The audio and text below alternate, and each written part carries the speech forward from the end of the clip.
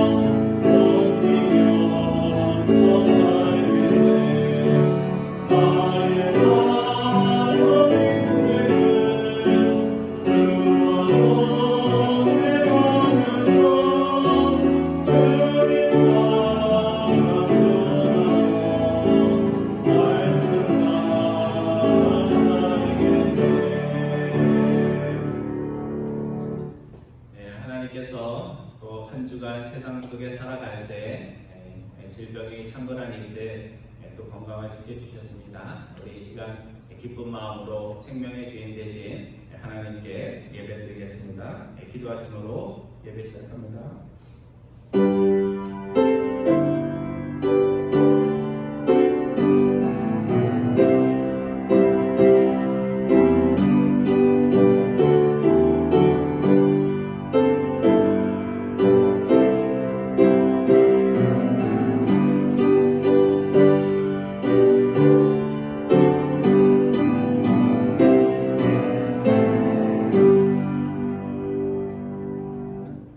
너희는 이전 일을 기억하지 말며 옛날 일을 생각하지 말라.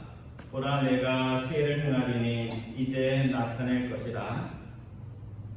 저희에게 참으로 좋은 것을 주시기 위해 저희들이 애착을 가지는 작은 것들을 가져가시는 하나님 아버지, 한 주간 세상 속에 살아갈 때 주님의 날개로 안전히 지켜주시고 또 이 시간 주님 전에 나와 가정에서 주님을 찬양하며 예배할 수 있도록 인도해 주심을 감사해 드립니다. 저희들 마음에 소원하는 인생의 아름다운 모습들이 우리의 삶 속에 이루어지지 않을 때라도 항상 믿음의 발걸음을 통하여 하나님이 준비하신 큰 복을 누리는 저희들 다 될 수 있도록 인도하여 주옵소서. 이 시간 마음을 다해 뜻을 다해 우리의 찬양과 경배를 받으실 하나님을 높입니다. 저희들 가운데 함께하여 주셔서 은혜 내려주시고 세상의 모든 어려움과 두려움들을 이기는 저희들 다 될 수 있도록 인도하여 주옵소서. 감사드리오며 우리 주 예수 그리스도의 이름으로 기도드리옵나이다. 아멘. 우리 다 같이 일어나셔서 찬양하겠습니다. 찬송가가 278장입니다. 278장, 통일 찬송가로는 336장, 여러 해 동안 주 떠나, 우리 찬양하겠습니다.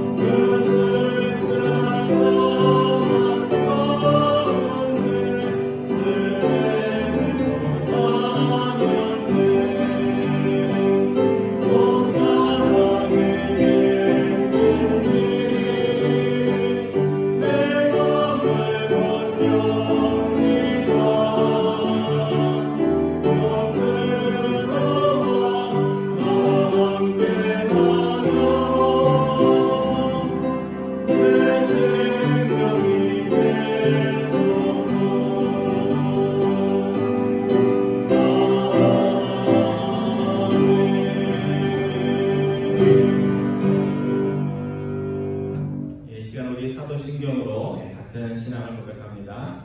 전능하사 천지를 만드신 하나님 아버지를 내가 믿사오며 그 외아들 우리 주 예수 그리스도를 믿사오니 이는 성령으로 잉태하사 동정녀 마리아에게 나시고 본디오 빌라도에게 고난을 받으사 십자가에 못 박혀 죽으시고 장사한 지 사흘 만에 죽은 자 가운데서 다시 살아나시며 하늘에 오르사 전능하신 하나님 우편에 앉아 계시다가 저희로서 산자와 죽은 자를 심판하러 오시리라. 성령을 믿사오며 거룩한 공예와 성도와 서로 교통하는 것과 죄를 사하여 주시는 것과 몸이 다시 사는 것과 영원히 사는 것을 믿사옵나이다.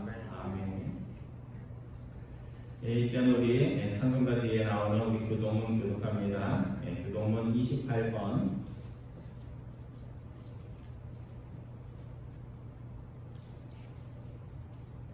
교동문 28번, 우리 시편으로 63편입니다.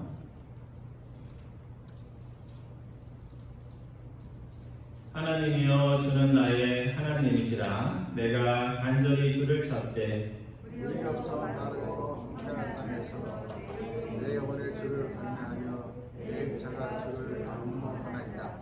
내가 주의 권능과 영광을 보기 위하여 이와 같이 성전에서 주를 바라보나이다. 주의 인자하심이 생명보다 나으므로 내 입술이 주를 찬양할 것이라. 이러므로 나의 평생에 주를 송축하며 주의 이름으로 말미암아 나의 손을 들리리다.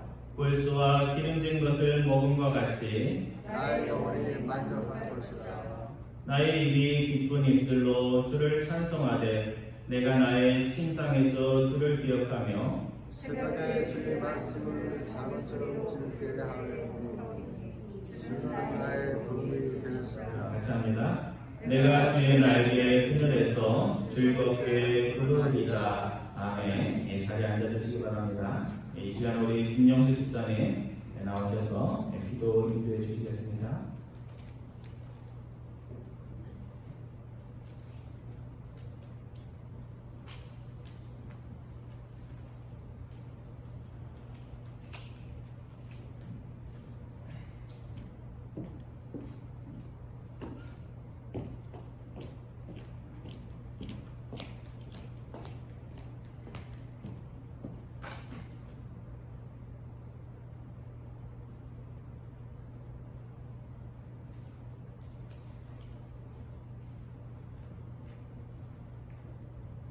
구원과 권능과 영광을 가지신 하늘의 하나님 아버지, 저희를 사랑하사 주님의 사랑과 은혜하에 살게 해주시고 거룩한 주일 주님의 전에서 예배 드리는 귀한 시간 주셔서 감사합니다.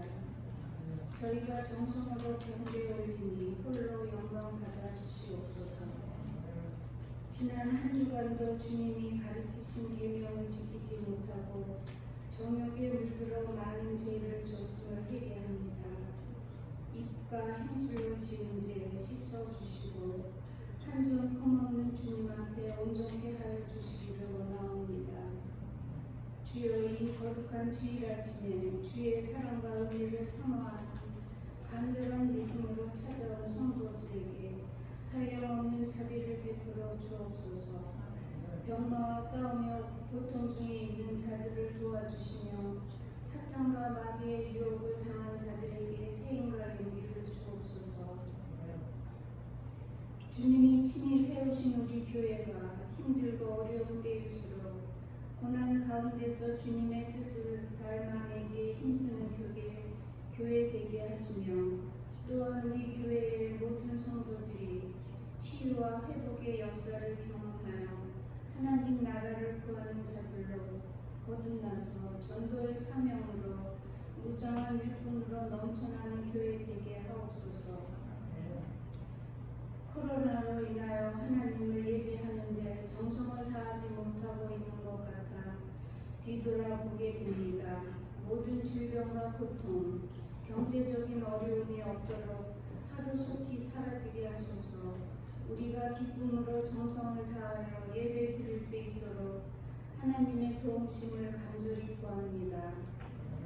오늘 말씀을 전하는 목사님께 성령의 힘이로 하나님 말씀을 담대히 전하게 하시고 말씀을 듣는 우리에게 돌처럼 단단한 마음을 부드러운 마음으로 변화하여 주셔서 하나님 말씀을 깨달아 하나님 자녀로서 거룩한 구별된 삶을 살기를 결단하기를 원하오며 모든 감사와 찬양이 영광을 주님께 올려드리며 예수 그리스도 이름으로 기도드립니다. 아멘.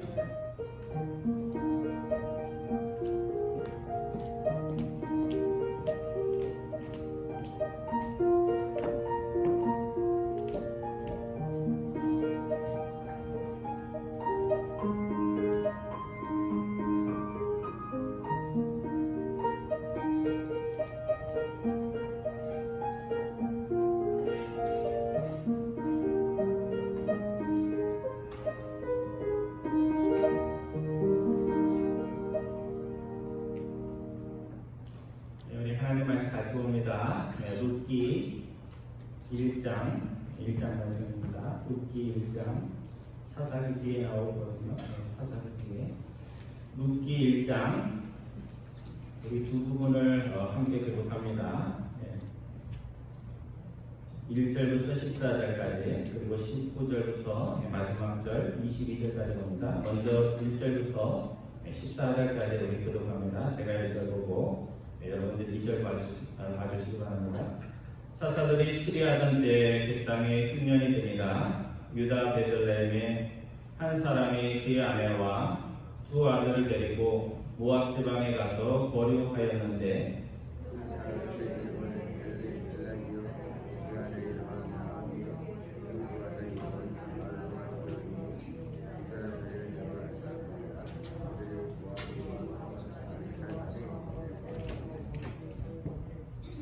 나오미의 남편 엘리멜렉이 죽고 나오미와 그의 두 아들이 남았으며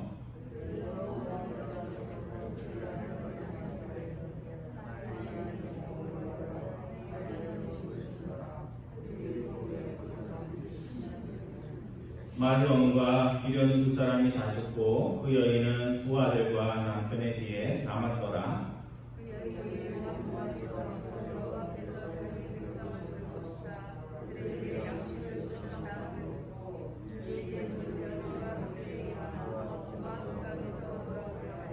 있던 곳에서 나오고 두 며느리도 그와 함께하여 유다 땅으로 돌아오려고 길을 가다가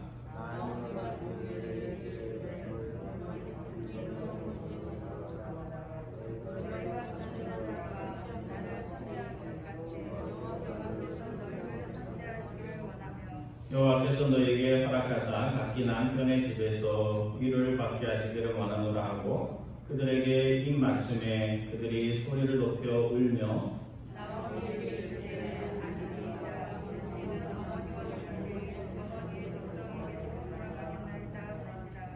나오미가 이르되 내 딸들아 돌아가라. 너희가 어찌 나와 함께 가려느냐. 내 태중에 너희의 남편들 아들들이 아직 있느냐.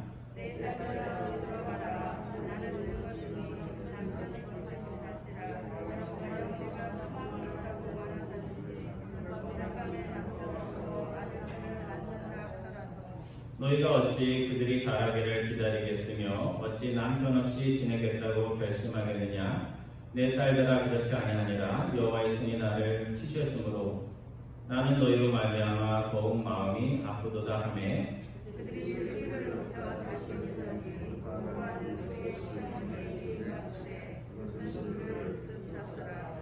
19절 이하 말씀 마지막 절까지 교독합니다. 제가 19절 봅니다. 여러분들 20절 봐주시기 바랍니다. 이에 그 두 사람이 베들레헴까지 갔더라. 베들레헴에 이를 때 온 성읍이 그들로 말미암아 떠들며 이르기를 이가 나오미냐 하는지라.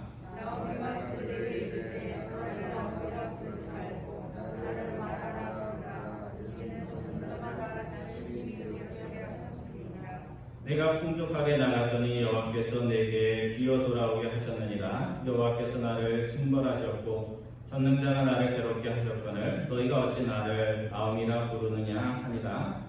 나오미가 모압 지방에서 그의 며느리 모압 여인 룻과 함께 돌아왔는데 그들이 보리 추수 시작할 때 베들레헴에 이르렀더라. 아멘. 저는 여러 번 설교하면서 묵기 말씀이 우리에게 참 어려울 때 소망이 된다 이런 생각이 듭니다. 2005년 한국에서 나온 영화 가운데 우리 연기 잘하는 이병헌 그 배우의 주연의 달콤한 인생, 오늘 설교 내용과 좀 연결이 돼서 달콤한 인생이라는 그런 영화가 있습니다. 여기 보면 뭐 어르신들이 보면서 피 튀기는 뭐 그런 건데요. 그래도 재미있고 또 감성 있는 그런 영화입니다. 보스의 굳은 일을 도맡아 처리해주던 주인공 선우 이병헌이죠. 그 선우가 보스의 애를 감시하는 일을 하면서 그 보스가 이렇게 얘기합니다. 자기보다 한참 연하의 대학생을 사귀면서 요즘 바람을 좀 피우는 것 같다. 그러니까 감시를 하다가 혹시 내가 의심하는 것처럼 그런 일이 일어나면 너가 알아서 처리해라. 뭐를 처리하는 거예요? 그 애인을 너가 좀 굳은 일을 너가 좀 해달라 이렇게 얘기를 합니다. 그래서 이 보스의 말이라면 한 번도 어기지 않던 냉혈한 주인공 선우가 잠시 만난 이 젊은 대학생에게 연민을 느껴서 죽여야 되는데 죽이지 못하고 지금부터 절대 이런 일이 없는 것처럼 서로 만나지 말라 그렇게 경고를 하고 살려보냅니다. 나중에 이 사실을 알게 된 냉혈한 보스가 자신의 명을 어긴 부하를 지금까지 이렇게 충성했는데도 불구하고 죽이려고 자기 부하들을 시킵니다. 그래서 겨우겨우 목숨을 건진 주인공 선우는 자신을 죽이려 하는 보스와 조직에 처절하게 복수를 한다는 그런 단순한 스토리의 그런 영화입니다. 근데 이 영화 초반부에 보면 주인공 선우가 깡패임에도 불구하고 양복을 잘 차려입고 이병헌 씨 되게 멋있게 생겼잖아요. 그렇죠? 양복이 잘 어울리는데 검정 양복을 입고 침착하게 그 술집 테이블에 앉아서 그 달콤한 초콜릿을 이렇게 먹습니다. 그래서 먹고 몇 숟갈 먹었는데 부하들이 와서 바에 지금 진상 손님이 있으니까 오셔서 매니저님이 좀 처리해 주셔야 된다 해가지고 그 달콤한 케이크를 먹다가 다 먹지 못하고 숟가락을 놓고 일어나는 그런 장면이 있습니다. 이 장면의 의미는 뭐냐면 이병헌이 꿈꾸는 인생, 잠시 행복으로 찾아왔던 그 인생이 달콤한 케이크와 같은데 그 인생이 계속되지 못하고 끝날 것이라는 것을 상징적으로 보여주는 그런 장면입니다. 오늘 우리는 영화의 제목처럼 우리의 인생이 달콤한 케이크와 같은 그런 맛있는 인생, 정말 행복하고 정말 내가 이 땅에서 짧게 살아도 좀 행복하고 감동 있는 그런 인생을 살고 싶다 하는 그런 마음들이 있는데 마음은 그런데 바람은 그런데 우리의 인생이 달콤하기만 하는 것이 아니라 때로는 쓴뿌리처럼 한약처럼 쓰디쓸 때가 자주 있습니다. 결국 주인공 선우는 복수를 하긴 하지만 마지막에 자신도 목숨을 잃습니다. 그러면서 이 주인공이 죽어가면서 자신에게 있었던 행복했던 그 첫사랑의 그 기억들을 이렇게 떠올리면서 마음은 행복하지만 결국은 복수하는 그 일 때문에 자신도 죽는다는 그런 이야기입니다. 영화의 제목은 달콤한 인생이지만 사실 주인공의 삶은 달콤한 인생이 아니라 거꾸로 얘기하는 거죠. 영화를 만든 감독이 인생은 달콤하지만은 않다라는 것을 메시지로 보여주는 그런 영화입니다. 우리 젊은 분들이 보면 재미있는 그런 영화입니다. 오늘 우리가 읽은 룻기 1장은 나오미가 자신의 이름과는 다르게 내 인생이 어떻다고 얘기해요? 마라처럼, 마라 아시죠? 마라라는 셈이 있었잖아요. 쓴물과 같다 이렇게 말을 하고 있습니다. 그래서 1절과 5절은 나오미 가정이 흉년을 피해서 모압으로 가서 좀 먹고 사는 문제를 해결하기 위해서 갔는데 오히려 가지고 갔던 것들을 다 잃고 빈손으로 돌아오는 이야기가 1절부터 5절 말씀입니다. 우리가 6절 이하 22절까지 다 읽지는 않았지만 그 하반부의 내용은 나오미가 남들이 겪지 못한 불행을 가정의 연속으로 겪으면서 마음에 찬바람이 들고 쓴뿌리가 가득해가지고 나 이제 더 이상 나오미라고 부르지 말고 뭐라고 부르라고 해요? 마라라고 불러달라. 그렇게 얘기할 정도로 인생이 씁쓸한 나오미의 고백이 나오는 그런 장면입니다. 룻기 전체로 보면 굉장히 훈훈하고 하나님의 은혜가 넘치지만 1장만을 놓고 보면 오늘 우리의 삶과 비슷한 그런 경험들을 담고 있습니다.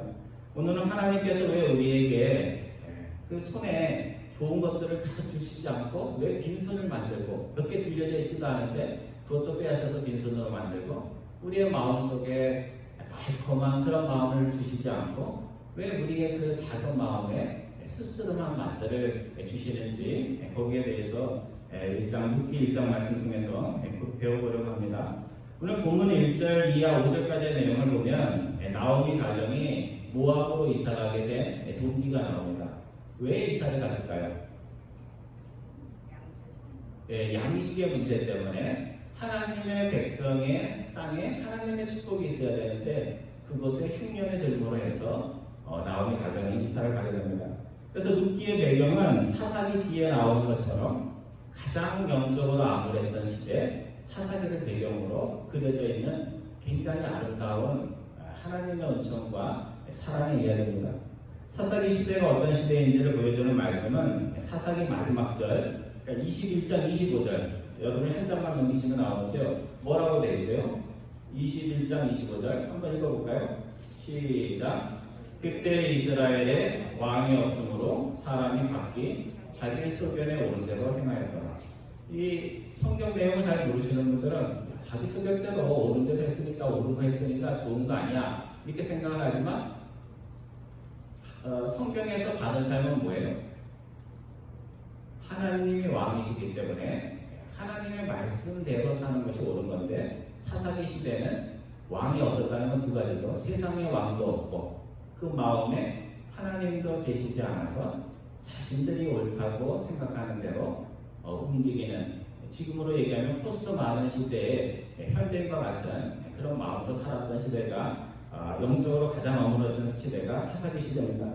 그래서 하나님의 백성들은 항상 신앙을 가지고 세상에서 일어나는 모든 일들을 해석했습니다. 그러니까 하나님의 땅에 흉년이 들었다는 건 뭐예요? 구름이 없어서 비가 안 온다 이런 뜻이 아니고 하나님의 백성들의 땅에 흉년이 들었다는 것은 하나님의 백성들이 하나님 말씀대로 살지 않고 언약을 지키지 않아서 하나님께서 하늘의 문을 닫아서 그 땅에 비가 오지 않고 양식을 갖지 못하게 만들어 주셨다는 겁니다. 그러니까 하나님께서 경고를 하시는 거죠. 우리가 뭘 잘못하면 하나님께서 계속 경고를 하죠. 잘 될 것 같은데 안 되게 하시고 그런 것들을 통해서 계속 경고를 하는데 이스라엘 백성들이 하나님께 돌아갈 줄은 몰랐습니다. 그래서 나오미의 고향이 어디죠? 나오미의 고향 베들레헴. 베들레헴 하면 누가 생각나요? 우리 크리스마스 때면 베들레헴 노래 부르잖아요. 그러니까 지금 베들레헴 굉장히 우리가 잘 아는 그 마을이 배경이 됩니다. 근데 이 베들레헴은 우리가 항상 히브리 말로 뭐라 하냐면요, 이 베들레헴의 뜻은 빵집이에요. 저도 언어에서는 좀 조예가 있는데 단어를 잘 외워보세요. 그런데 히브리어로 벳은 집이라는 뜻이고 레헴은 빵이라는 뜻이에요. 그러니까 하우스 오브 브레드, 빵집이라는 뜻이죠. 그러니까 빵이 떨어지면 안 되는 빵집에 빵이 없어지는 것처럼 하나님의 복이 떨어지면 안 되는 흉년이 들어야 할 하나님의 백성의 땅에 뭐가 들었다고요? 흉년이 들었으면 왜 흉년이 들었을까? 왜 우리가 잘 살고 있는데 코로나 바이러스 같은 일이 일어났을까? 그 영적으로 생각을 해야 되는데 나오미 시대에 아무도, 나오미의 남편도 나오미도 그 시대에 아무도 그것의 영적 의미를 깨닫지 못했습니다. 그래서 오늘 나오미 가정은 이 흉년의 문제를 경제적 문제로만 인식을 하고 경제적으로 풀려고 했습니다. 그래서 여기에 흉년이 들었으니까 흉년이 안 든 하나님이 싫어하는데도 불구하고 모압 땅으로 이사가겠다고 결정한 거예요. 그러니까 좀 비유가 그렇지만 집을 구할 때 영적으로 생각을 하면 교회 가기 좋은 곳에 집을 구해야 되는데 교회의 거리라고 생각을 안 하고 그냥 빨리 집을 사는 것과 같은 그런 결정을 한 것입니다. 그런데 하나님께서 이런 나오미의 생각을 기뻐하지 않았습니다. 그래서 나오미 가정은 양식을 찾아 모압으로 간 것인데 나오미 가정은 그곳에서 자신들이 얻고자 했던 양식조차 얻지 못합니다. 오히려 나오미는 자신의 양식보다 더 소중히 여기는 것, 그게 뭘까요? 가족이죠, 가족. 가족들을 그 모압 땅에서 다 잃어버립니다. 그래서 본문 21절에 보면 나오미가 고향으로 돌아올 때 이런 말을 합니다. 내가 풍족하게 나갔더니 여호와께서 나로 어떻게 했다고요?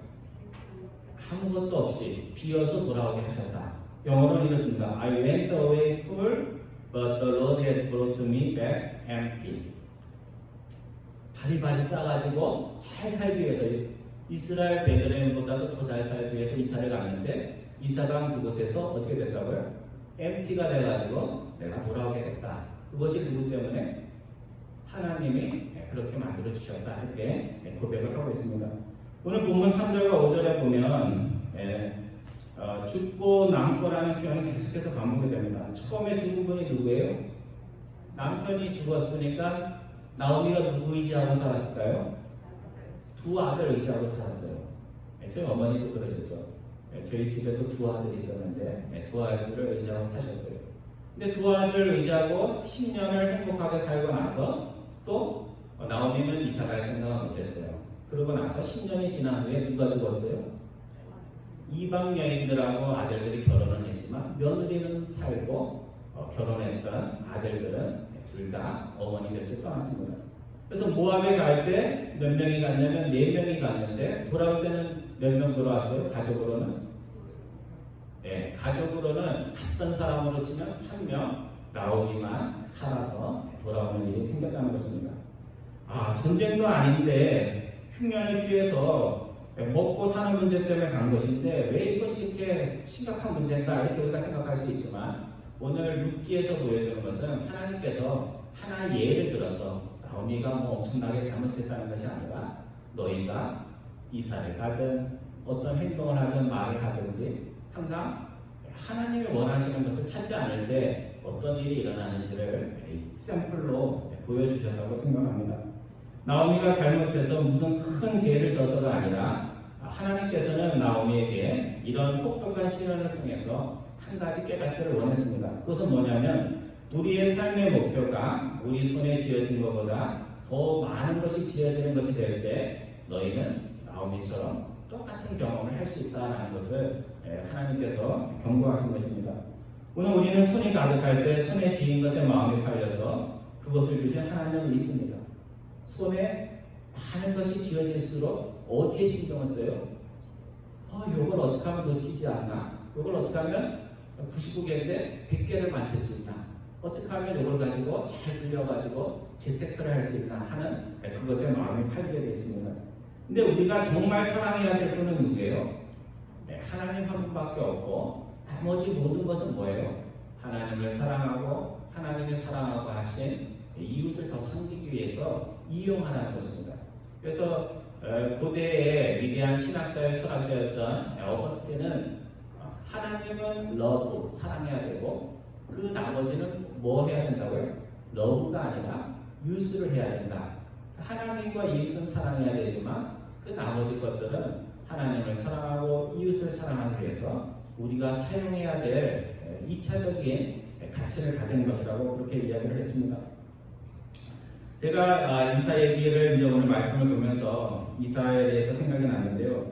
제가 처음 미국으로 올 때 저희 집안에서 또 저희 와이프의 집안에서 유학을 간 사람이 아무도 없었어요.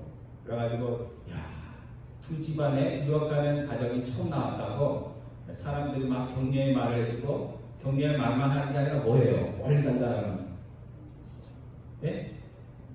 돈 봉투를 또 이렇게 모아가지고 주고 그래서 이게 자주 가면 좋겠더라고요. 여기서 주고 저기서 주고 해가지고 뭐 전세금도 있고 그래서 옛날 이민 오신 분들하고 달리 이거 대단한 걸 내가 하는구나 하는 느낌이 들 정도로 바리바리 싸가지고 유학을 오게 됐습니다. 그래서 유학 공부를 하고 와도 그들에게 무슨 대단한 혜택이 있는 것도 아닌데 너무 큰 사랑을 받고 미국에 공부하러 왔습니다. 그래서 2년 아틀란타에서 석사과정을 공부하면서 처음에 외국에서 공부하니까요 외국에서 공부하는 사람이 나만 있는 것처럼 굉장히 뿌듯하더라고요. 그래서 걸어갈 때도 뿌듯하고 뭐 버스 타고 학교 셔틀 타고 갈 때도 뿌듯하고 또 잘 들리지도 않으면서도 미국 이제 교수가 강연하면 야, 이런 강의실에 와서 이런 공부도 하는구나 하면서 굉장히 인생이 달콤하고 행복했습니다.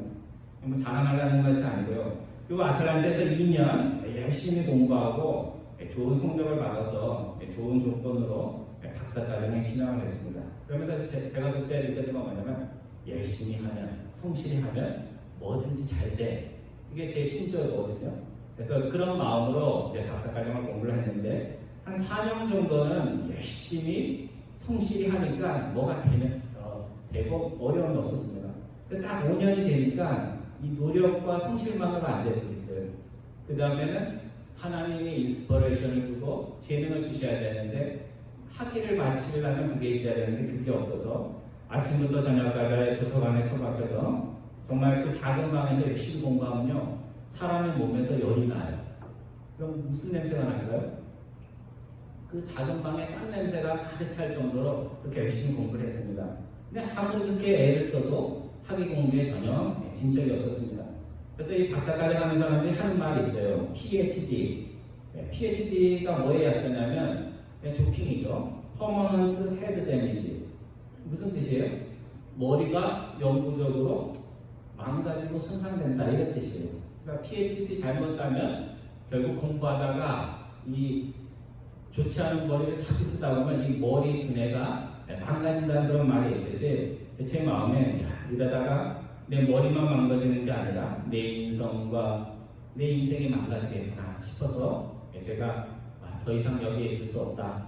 아틀란타 가서 사역도 하고 그리고 논문도 쓰자 그렇게 논문 쓰는데 프린트가 있는 게 아니고 저는 이제 속으로 사역하는 걸 생각을 하고 그렇게 해서 아틀란타로 오게 됐습니다. 근데 리치몬드에서 아틀란타로 이사를 올 때 저희 아내가 심적으로 굉장히 힘들어했습니다. 뭐 유학생활 하면서 힘든 고비들이 많지 않았는데 굉장히 힘들어하더라고요. 그래서 4년 넘게 공부했는데 2년 석사하는 분들도 졸업하고 떠났는데 박사과정 4년을 했는데 석사를 하면 2개는 더 딸 수 있는 거잖아요. 그런데 하나도 못 따고 끝낸다고 생각을 하니까 가족과 자신의 100% 지원을 받은 남편이 좋은 결과물을 내지 못한 것이 많이 섭섭했던 모양입니다. 그래서 같은 학교 사람들은 섭섭하다고 성별에 대해주고 잘 가서 잘 살라고 축복도 해주는데 아내는 그런 모든 위로와 격려들이 자신의 마음을 위로해주지 못했습니다. 이 남편의 기쁨이 뭐냐면 여러분들은 뭐 어떠신지 모르지만 이 남편들이 누리고 싶은 기쁨이 있어요. 그건 뭐냐면 아내의 얼굴에 행복한 얼굴을 보는 것이 남편들의 기쁨입니다. 여러분 어떠세요? 아내의 얼굴에서 행복을 보세요? 근데 이렇게 제가 얼굴을 보니까 행복해하지가 않더라고요. 그래서 참 그때 멋진 남편이 되고 싶은데 아내 한 사람도 행복하게 못해주는 내 인생이구나 하면서 많은 무력감을 느꼈습니다. 성도 여러분, 오늘 우리는 이민 와서 뭐 어떤 이유에서 미국에 왔던 행복한 경험도 많이 하지만 자신의 아내 한 사람도 행복하게 해주지 못해주면서 마음속에 좌절감을 느끼는 그런 경험들을 합니다. 내 손에 지금 가진 것보다 더 큰 것을 가지기 위해서 이민을 오고 내 마음의 인생의 달콤함을 경험하기 위해 이 일저일 열심히 하는데 내가 원했고 소망한 것들이 이루어지지 않는 것들이 상당히 많이 있습니다. 그런데 그 순간 정말 힘이 드는데 한참 세월을 지나고 나서 돌이켜보면 그 당시에 이루지 못했던 것들이 아주 작은 것이라는 것이 나중에 하나님 베푸신 은혜 때문에 그것들이 깨달아집니다. 오늘 우리가 가지고 있을 때 행복한 것들이 있는가 하면 정말 소중한 것이지만 그것들을 잃어버리거나 갖지 못할 때 또 깨닫고 배우는 신앙의 경험들이 참 많이 있습니다. 빈손이 될 때 마음은 아프고 이렇게 가진 것 없이도 내 인생이 괜찮을까 하는 그런 마음이 들지만 없으면 어떻게 돼요? 없는 대로 또 하나님께서 다 다른 것들을 통해서 채워주시고 괜찮게 해주십니다. 하나님은 우리의 빈손이 되었을 때 우리의 빈손에 그전에는 뭐 쓸데없는 별 가치 없는 것들이 들려져 있었다면 이 손에서 내가 소중한 것도 놓지 않고 싶었던 것이 없어질 때 하나님께서 빈손에 뭘 주세요? 내가 과거에 소중히 여겼던 것보다 더 소중한 것을 하나님께 우리에게 주시는 것을 우리가 경험을 합니다. 나오미는 모압에서 정말 소중한 가족을 잃는 뼈아픈 경험을 했지만 소중한 것이 떠난 그 자리에 남은 것들의 소중함을 다시 한번 확인하게 됩니다. 그리고 결국 하나님께서 한 사람 남겨주신 그 사람, 그게 누구예요? 모압에서 얻은 며느리 룻을 통해서 이 세상의 어떤 사람도 얻지 못했던 축복, 복을 하나님으로부터 받습니다. 나오미가 하나님을 전해준 이방 여인 며느리 룻을 통해서 다윗이 태어나고 다윗의 후손으로 누가 태어나요? 예수님이 태어나서 결국 나오미는 예수님을 태어나게 한 가문의 한 여인이 되는 명예를 누리게 됩니다. 오늘 우리는 우리가 소중하다 생각하는 것을 잃었을 때 세상이 끝난 것처럼 생각하지만 세상은 그렇게 쉽게 끝나는 것이 아닙니다. 내가 생각했던, 내가 소망했던 세상은 끝나지만 하나님이 열어주시고자 하는 세상은 계속해서 남아있고 그걸 통해서 하나님께서는 야, 너가 생각하는 그 작은 세상에 머물지 말고 계속해서 하나님이 보여주시는 새 세상 한번 봐라 하는 그런 말씀을 우리에게 하고 있습니다. 오늘 본문 6절 이하에 보면 나오미가 이제 자신에게 저주의 땅이 된 모압을 떠나 고향으로 돌아오는데 나오미가 왜 이런 결심을 했는지가 오늘 본문 6절에 나옵니다. 왜 했을까요? 내가 과거에 모압을 찾아가는 것이 영적으로 잘못되었어. 그래서 고향으로 돌아가는 건가요? 오늘 본문 6절에 보면 뭐라고 되어 있어요?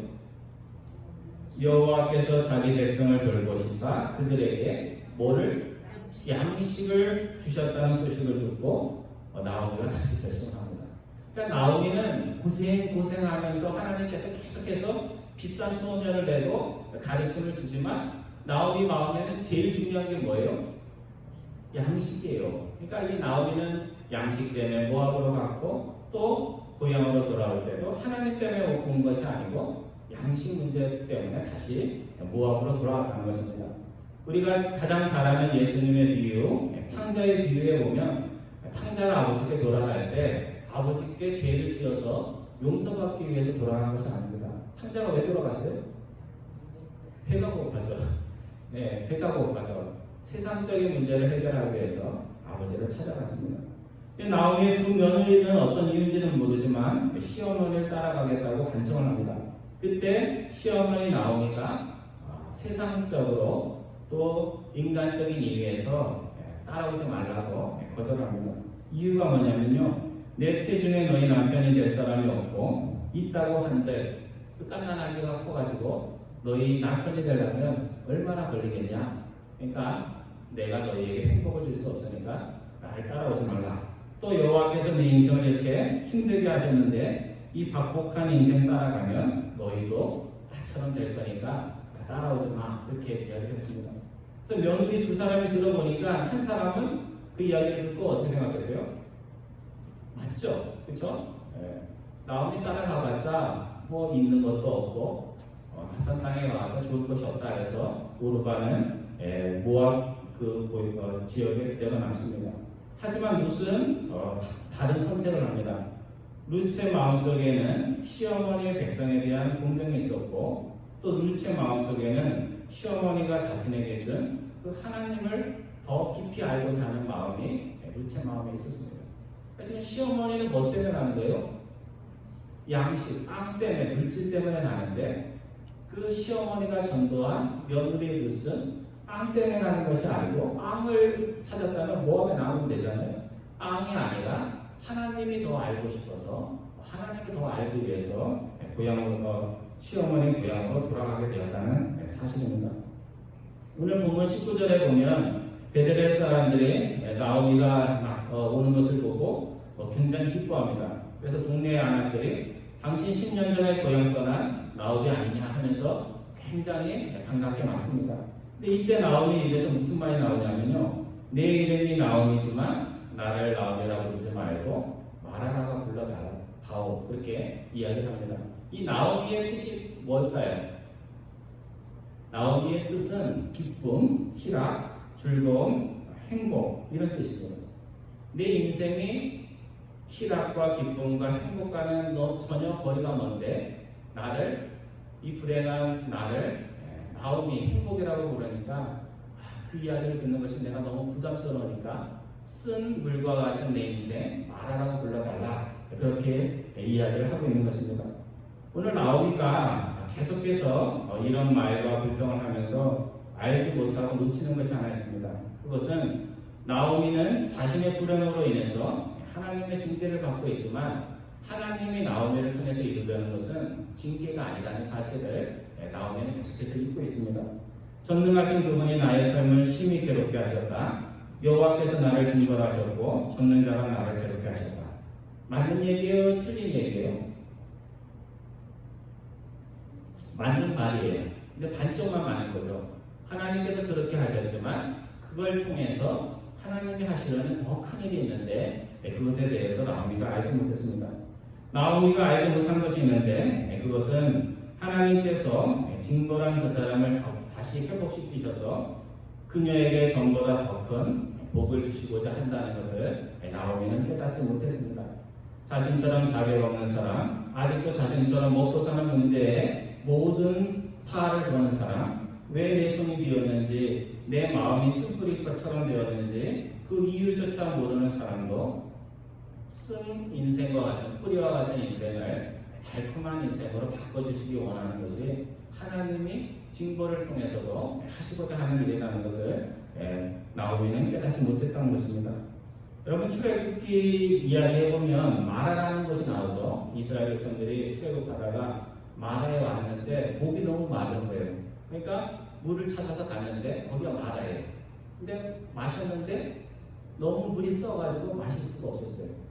그때 하나님께서 은총이라는 풀 잎사귀를 넣어서 사람이 마실 수 없는 그 쓴물을 뭘로 바꿔주세요?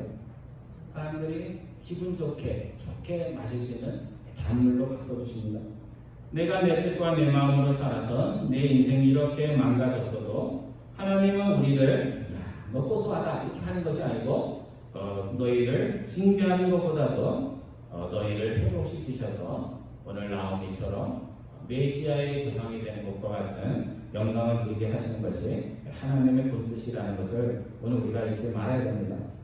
성도 여러분, 여러분은 지금 어디를 향하고 있습니까?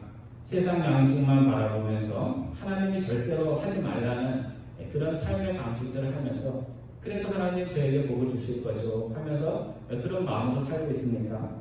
아니면 세상적 행복을 꿈꾸었던 그곳에서 내가 원했던 것은 물론 내가 소중히 여기는 것들을 잃게 하시는 하나님의 징계를 경험하면서도 아직도 내가 잃어버린 것만 되찾겠다고 발버둥을 치고 있습니까? 아니면 나오미처럼 하나님이 계신 땅으로 돌아가면서도 아직도 하나님이 좋아서 고향으로 가는 것이 아니라 과거에 나를 징계하신 그분만 기억하고 나를 다시 회복시킬 그 하나님을 알지 못해서 내 인생이 마라처럼 쓰기만 하다 그렇게 이야기를 하고 있습니까? 성도 여러분, 오늘 하나님께서는 우리가 하는 모든 일과 생각에 하나님이 있기를 바라십니다. 남들이 볼 때 대단한 일을 하기를 원하는 것이 아니고요. 우리가 하는 일이 크든지 작든지 그곳에 뭐가 있기를 원하세요? 하나님이 있고 하나님께 영광 돌리기 위한 사랑과 존경이 있기를 원하십니다. 하나님은 때때로 풍족한 이들의 삶을 가난하게 만드십니다.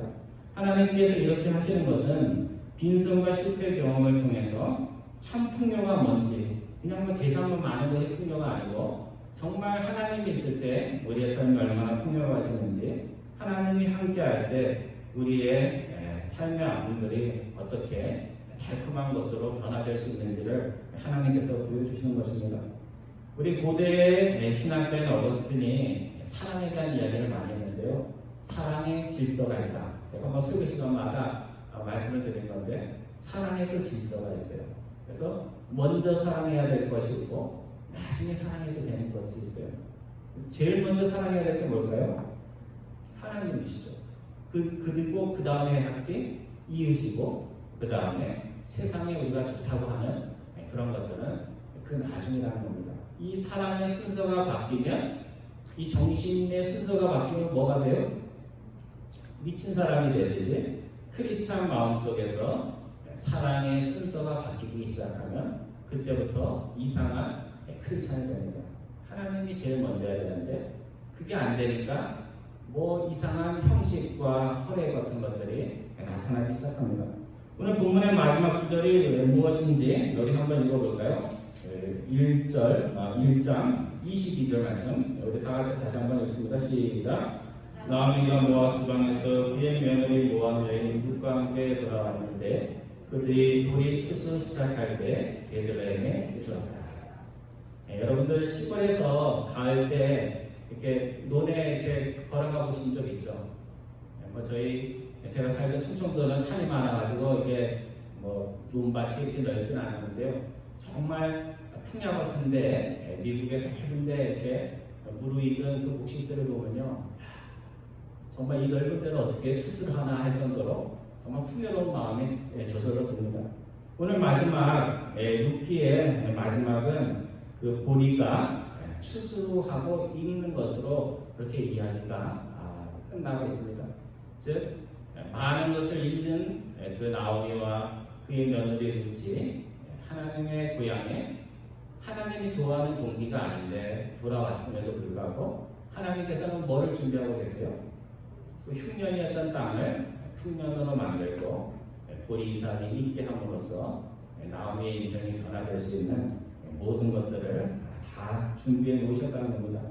하나님은 스스로의 허물로 인해서 넘어진 이들조차 징계만 하시고자 하는 것이 아니라 은혜를 통해서 회복하고 은혜를 통해서 풍성함을 주기를 원한다는 것을 오늘 우리가 마음속에 잊지 말아야 됩니다. 인생의 빈손 경험과 쓴마음의 경험을 통해서 빈손 경험을 통해서는 하나님이 내가 만만히 생각할 분이 아니구나, 정말 어미한 분이구나, 이것을 우리가 깨달아야 되고, 또 하나님의 인자를 통해서 나같이 자격 없는 자에게도 하나님이 좋은 걸 주시는구나 하면서 하나님을 마음을 다해 뜻을 다해 사랑하는 여러분과 저 되기를 주님의 이름으로 축원드립니다. 기도하겠습니다.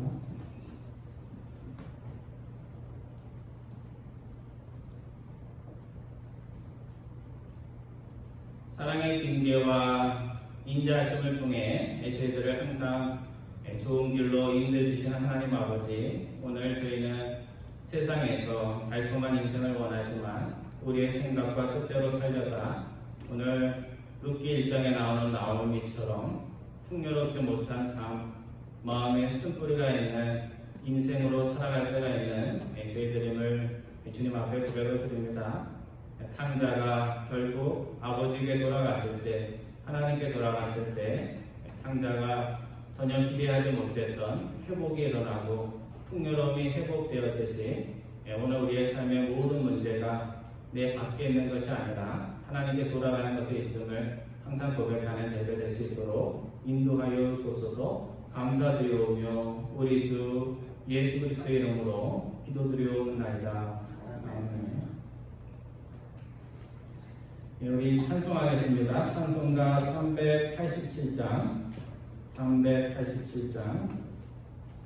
통일 찬송가로 440장입니다. 멀리 갔더니 우리 찬양하며 하나님께 헌금을 드리겠습니다. 멀리 갔더니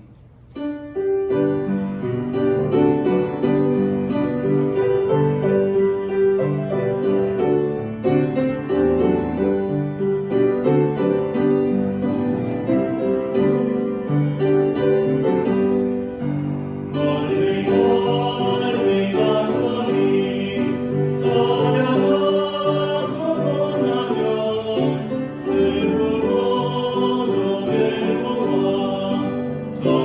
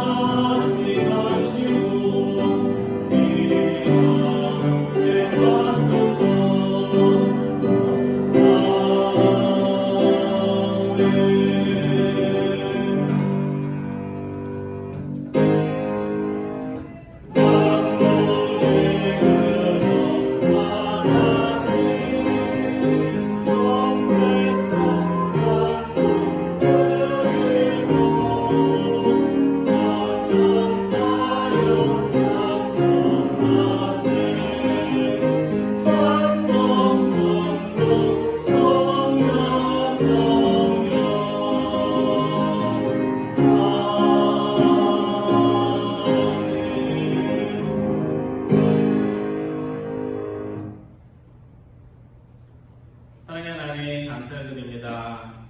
질병이 창궐하는 이때에 위험 속에서도 저희들 지켜주시고 또 저희들이 세상에 나아가 열심히 일하게 하시고 또 감사한 마음으로 하나님과 하나님 나라의 사역을 위하여 또 귀한 것을 드릴 수 있도록 인도해 주심을 감사드립니다. 오늘 룻기의 말씀처럼 저희들의 마음이 먼저 하나님과 하나님의 나라를 구하는 자를 다 되어서 하나님이 책임지시는 인생 될 수 있도록 주님께서 인도하여 주옵소서. 질병으로 인하여 고통받는 우리 교우들이 있습니다. 우리 한 분 한 분 주님께서 지켜주시고 두렵고 떨린 그 가운데서 주님께서 반석이 되어주시며 요새가 되어주셔서 모든 구원은 하나님께 있음을 고백드리는 귀한 성도들 될 수 있도록 인도하여 주옵소서. 함께 예배드리는 모든 교우들 어디에 있든지 주님께서 항상 지켜주셔서 하나님 앞에 담대히 믿음의 용기를 가지고 나아가는 자를 하나님께서 항상 지켜주심을 날마다 체험하며 살아갈 수 있도록 인도하여 주옵소서. 주신 모든 것에 감사드리오며 우리 주 예수 그리스도의 이름으로 기도드리옵나이다. 아멘.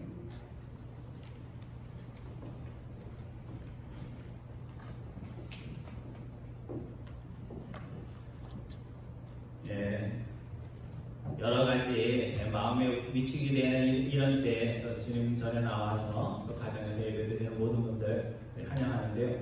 우리 인사를 못하는 거 어때요? 잠깐 이렇게 뒤도 보고 옆에도 좀 보면서 잘 나오셨습니다.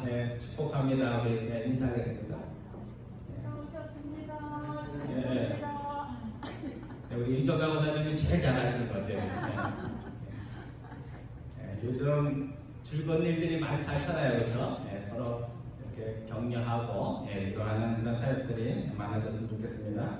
오늘 강도는 간단한데요. 우리 임시당에 12시 30분에 있습니다. 그래서 우리 플로리다에 확진자가 빠르게 계속 늘어나고 있어서 예배 형태에 대해서 논의를 하려고 합니다. 우리 신부장님들 기억하셔서 참석해 주시고요. 당의 결과는 주중에 변동이 있으면 카톡으로 알려드리고 또 카톡 없는 분들에게는 전화나 또 주중에 또 알려드리겠습니다. 우리 다 같이 일어나셔서 마지막 우리 파송의 찬양 부르신 후에 축도로 예배 마치겠습니다. 내 삶의 이유라.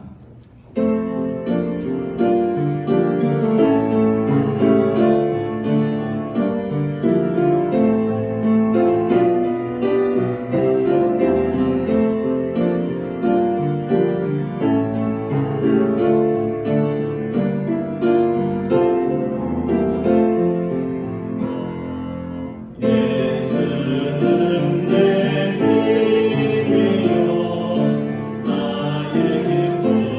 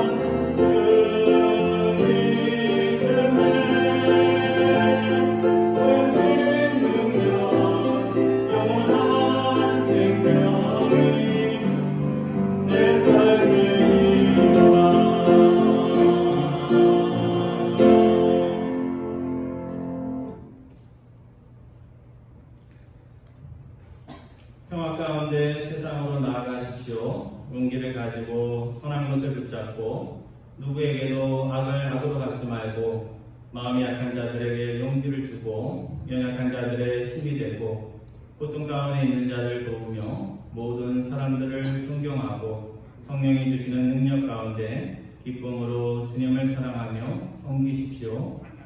이제는 우리 주 예수 그리스도의 은혜와 하나님 아버지의 극진하신 사랑하심과 성령님의 감동, 감화, 역사하심이 오늘 룻기의 말씀을 통하여 시대적으로 참 어려운 시대였지만 하나님을 항상 모든 일에 우선순위의 도움을 통하여 그 마음이 쓴 마음에서 달콤한 인생으로 변화되는 하나님의 은총을 경험하기를 마음에 사모하는 사랑하는 모든 교우들 위해 지금으로부터 영원토록 함께 하시기를 축원하옵나이다. 아멘.